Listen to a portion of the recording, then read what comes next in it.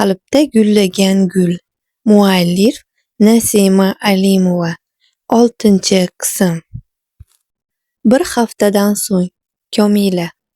Shu bir hafta davomida Sanjar va Akbar o'rtasida qolib ketdim. Ikkisining tortishmagan kuni yo'q. Bir-biriga bir kunda bir mahal zaharli gaplarini kundosh xotinlardek sochib turishmasa bo'lmaydi.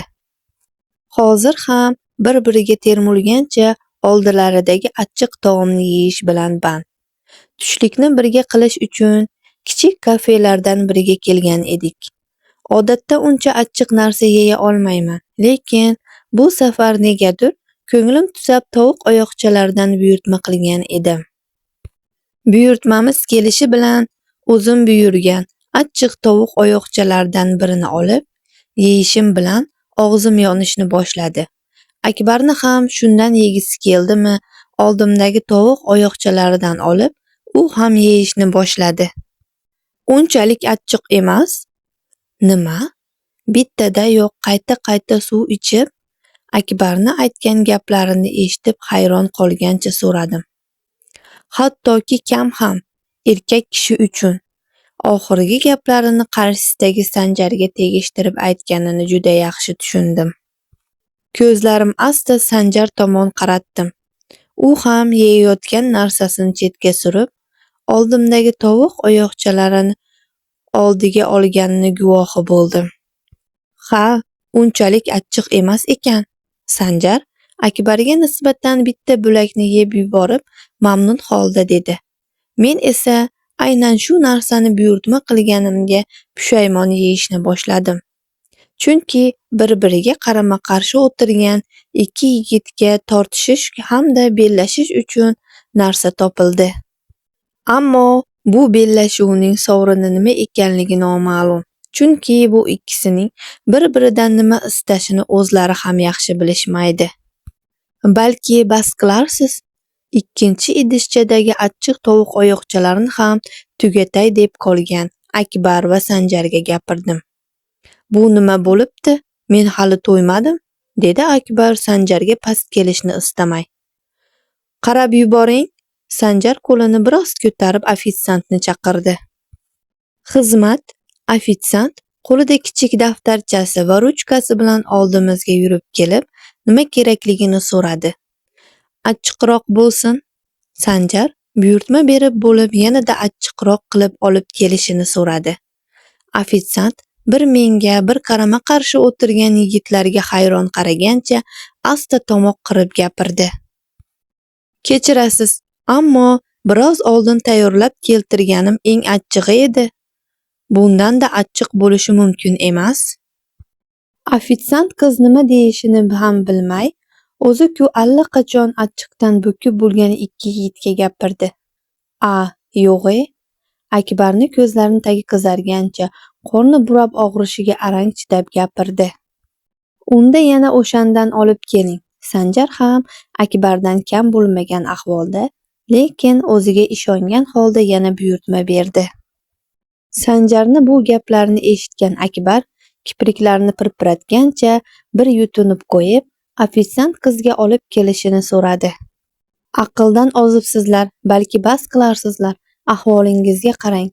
Yigitlarni bu ahvoliga va sababsiz bellashuviga yakun yasash uchun gapirdim. Lekin bu ikkisi ham itdan ham battar qaysar chiqib qolishdi. Aytgan hech bir gaplarimni eshitishmadi. Oxiri ikkisiga ham gapirishdan charchab, telefonimni qo'limga olgancha telefon titishni boshladim. Endi ham to'ymadingizmi? Qo'llariga bittadan achchiq tovuq oyoqchalarini olib olgan Sanjar va Akbarga qarab gapirdim. Ikkisi ham avval menga, so'ng bir-biriga qarab jim qolishdi. Demak, shuncha achchiqdan keyin ham aqlingiz kirmabdi. Akbar stakandagi suvdan bir qultum ichib, yuzi burishib ketdi. Shuncha achchiqdan keyin suv ichish odamni g'alati qilib tashlaydi. Ayniqsa ichish barobarida og'izni ham kuydirib o'tkazsa. Jim va harakatsiz qolgan Sanjar va Akbarga qarab, ularni holatini kuzatib o'tirdim. Menimcha ikkisiga ham bir joy kerak. Lekin Bu g'ururli yigitchalar bu masalada ham kim birinchi o'rinda turib borar degan o'yin o'ynashayotganday harakatsiz turardi. Men esa boringlar degani uyalyapman. Ketarmiz balki. Ikkisidan ham sado chiqmagandan so'ng o'zim jimlikni buzib gapirdim. Ha, albatta, faqat men qaytganimdan so'ng. Akbarni boshqa bardoshi yetmadi chog'i qo'lini qorniga qo'ygancha hojatxona tomon shoshilib ketdi. Sen endi Sanjarga ham o'sha yoqqa bor deb gapirmoqchi edim, uyatni yig'ishtirib. Gapirmasimdan turib o'zi ham gapirib qoldi. Meni shu yerda kut, qimirlamasdan. Sanjar ham meni ogohlantirib, o'rnidan shoshilmay turdi-yu, unga kerakli bo'lgan joy tomon o'qday uchib ketdi. Men bo'lsa bu ikkisining ortidan kulgancha Sanjar aytganidek qimirlamasdan joyimda ularni kuta boshladim. O'zi sen nima uchun men bilan bellashyapsan? Akbar qo'lini rakvinada yuvayotgan Sanjarni oldiga borib so'radi. Sanjar javob berishga shoshilmasdan qo'lini yuvib bo'lib, shu yerda qo'yilgan sochiqlardan biriga qo'lini artish barobarida uni gapirishini betoqatlangancha kutib turgan Akbarga gapirdi. Men sen bilan bellashayotganim yo'q. Unda hafta davomidagi tekizma gaplaring va haqoratlaring-chi? Senga hisob berishga majburmasman. Komilaga ko'z olaytira ko'rma, dedi Akbar Sanjarni oldindan ogohlantirgan bo'lib. Hali oshiq-u majnunman degin. Sanjar gaplarini cho'zib gapirgancha Akbarga termulib so'radi.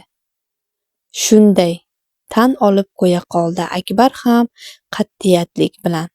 Lekin shu qat'iyatlik hech Komilani oldida unga dil izhori qilmoqchi bo'lgan vaqtida paydo bo'lmaydi. Agar paydo bo'lganida hozir ikkisining o'rtasida ziddiyat paydo bo'lmagan bo'lardi. Buni Komila qanday qabul qilar ekan, seningcha? Shu gaplaringni uni o'zi eshitsa, nima deb o'ylaysan? Seni do'st sifatida qaray oladimi? Keyin ham bemalol gaplasha oladimi? Dedi Sanjar Akbarni savollar ichiga ko'mgancha u tomon biroz yaqinlashib. Akbar bu haqida ko'p o'ylagan.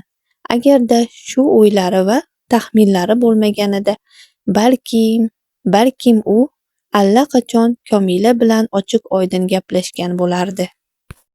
Ammo doim shu sabablarga ko'ra Komila tomon tashlangan bir qadam uni 2 qadam ortga yurishga undagan.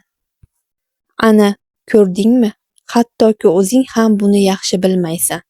Endi menga aytchi, sen uni qanday himoya qilmoqchisan? Senda uni himoya qiladigan kuch bormi? Qat'iyat bormi? O'zingga ishonasanmi? Ha, dedi Akbar to'satdan ovozini balandlatgancha Sanjarga tik qarab. Unda nega shu vaqtgacha unga soxta do'st bo'lib yurding? U uchun harakat qilmading? Uni xafa qilishni istamagan edim. Hali vaqti emas dedim. Unda nega endi menga bu gaplarni gapirib boshimni og'rityapsan? Ham uni chindan sevganingda harakat qilgan bo'lar eding. Chin sevgi gaplar bilan emas, harakatlar bilan isbotlanadi. Degan gapni eshitgandirsan, har holda. Yoki sen faqat so'zlarda ifodalaysanmi? Qanday ifodalashim? Bu meni muammoyim. Sanjarni gaplaridan jahldan qizargan ko'zlari bilan qaragancha gapirdi Akbar, qo'llarini musht tugish barobarida. Shundog'am bu seni muammoying. Men esa seni muammolaring bilan aralashib yurishni istamayman. Lekin sen ham ishimga xalaqit berishingni. Men Komilani tansoqchiligimdan ketganimdan so'ng bilganingni qil. Qolgani meni ishim emas. Ungacha esa meni muammoyimni ko'paytirib ha deb yo'limdan chiqaverma. Demak, Komilani yoqtirib qolmasligingga ishonsam bo'ladi, to'g'rimi? Kim senga menga ishon deyapti? Men faqat ishimga xalaqit qilma dedim. Boya aytganimdek, Jao sevib tashlayotgan bo'lsang, to'g'rilikcha hal qil. Hal qilaman, faqat o'rtamda turmasang bo'lgani. O'rtangizda turish niyatim yo'q, shundog'am. Sanjar oxirgi gapini yakunlab bo'lib, yuvinish xonasidan chiqib ketdi. Akbar esa bir nuqtaga termulgancha nima qilish haqida o'ylanib qoldi. Sanjar, Komilani yoqtirib qolishga sabab yo'q. U bilan ortiqcha o'ralashish niyatim ham. Shuni ortidan o'zimga qarshi dushman orttirish ham. Yagona maqsadim tezroq bu ishlarni yakunlab, ta'tilga chiqish. Judayam charchadim. Ishimdan emas, hammasidan charchadim. Yoshligimdan to hozirgi vaqtgacha bo'lgan hodisalarni yod olib, gohida kulgim, gohida yig'lagim keladi. Kulmoqchi bo'lganimda jiddiyligimni yo'qotib qo'yishdan qo'rqib, bu fikrimdan qaytaman. Yig'lay deganimda esa g'ururimni chetga surgim kelmaydi. Jon og'rig'i bo'ladimi yoki boshqasi, shu vaqtgacha aslo yig'lamaganman. Yo'q, biroz shu yerda to'xtasam. Uzoq o'tmishda, bolaligimda onamni vafotida yig'lagan edim. Onam men uchun hayotimdagi yagona yaqin insonim edi. Akam, ukam yoki opam, singlim bo'lmagan. Otam esa qachon qarama ishda bo'lgan. Hattoki onamni vafot etgan vaqtida ham xizmat safarida edi. Shu uchun ham doim otamdan ranjib kelganman. Balki bolaligimda ko'p ham yonimda bo'lmaganligi uchunmi yoki faqatgina onamni vafotida yonida turmaganligi uchunmi? Ha, tan olaman. O'sha vaqtda o'zimga tirgak turguvchi, boshimni silaydigan, yig'laganimda ovutadigan odamni istagan edim. Va bu faqatgina otam edi. Lekin o'sha vaqtda yonimda bo'la olmagan. Doim onamni so'nggi so'zlarini yod olganimda, otam bilan sal qattiq gaplashganimni va ularni ranjitadigan ish qilmadimmi deb o'ylab qolaman. Axir bu onamning so'nggi iltimosi edi. Mendan, otamdan ranjimasligimni, otamni ishi doim men va ulardan ustunroq turishini ta'kidlar edi. Chunki tinchlik hammaga kerak. Otam yonimizda bo'lmasa-da, bizni tinchligimiz uchun harakat qilyapti deb doim ovutar edi. Oxirgi daqiqalarda ham xuddi otamga o'xshashimni. Otamni yonida qanday vaziyatlar bo'lmasinki, ularni qo'llab-quvvatlashimni so'ragandilar. Yoshligimda otamni ortidan borsam, ularni ishini o'rgansam, balki o'zimda paydo bo'layotgan savollarga javob toparman deb o'ylagan edim. Ammo topa olmadim. Balki yoshlik ham qilayotgandirman, yana bilmadim. Lekin hozirgi vazifamdan, maxfiy bo'linmada xizmat qilayotganimdan aslo afsusda emasman. To'g'ri, so'nggi 5 yil ichida juda ko'p voqealarni boshimdan kechirdim. Dushman ichida yillar mobaynida soxta shaxsiyat bilan ish yuritdim. Yuzimni 2 marotaba plastik qildirdim. Har xil davlatlarda, otishmalarda ham bo'ldim. Har daqiqada o'lib ketishim ham mumkin edi. Ammo shu paytgacha menga topshirilgan vazifani a'lo darajada bo'lmasa-da o'z nihoyasiga yetkazganman. Xavfli topshiriqlar mobaynida men bilan yelkadosh birodarlarimni ham yo'qotdim. Ammo ular uchun aza tutmadim. Buning o'rniga ularni o'limiga, vafotiga sababchi bo'lganlar bilan hisoblashdim. Bolaligimda o'zim istagan ishda, ya'ni otamni ortidan ketib, ular bilan birgalikda ishlasam, baxtli bo'laman deb o'ylagan edim. Lekin unday bo'lmadi. Qaytanga ko'p qiyinchiliklarga, og'riqlarga, yo'qotishlarga duch keldim. Lekin sira ham nolimayman. Chunki aynan shu ishimni ortidan ko'plab insonlar sog'-omon, tinch hayot kechirishmoqda. Ammo o'zim tinch emasman. Hech narsadan kamim yo'q. Biron narsani o'ylab siqildim desam. Menimcha, odamzod shunday bo'lsa kerak. Gohida o'ziga o'zi nima bo'layotganini tushunmay arosatda qoladi. Na boriga shukr qiladi, na yo'qligida sabr. Sanjar yuvinish xonasidan chiqib, kichik yo'lakdan sekin qadam tashlagancha yurib ketar ekan, bir zum xotiralar girdobiga sho'ng'ib ketdi. Onasini yod olganida esa biroz ko'zi namlangandek bo'ldi. Sanjar doim ham bunday jiddiy, sovuqqon bo'lmagan.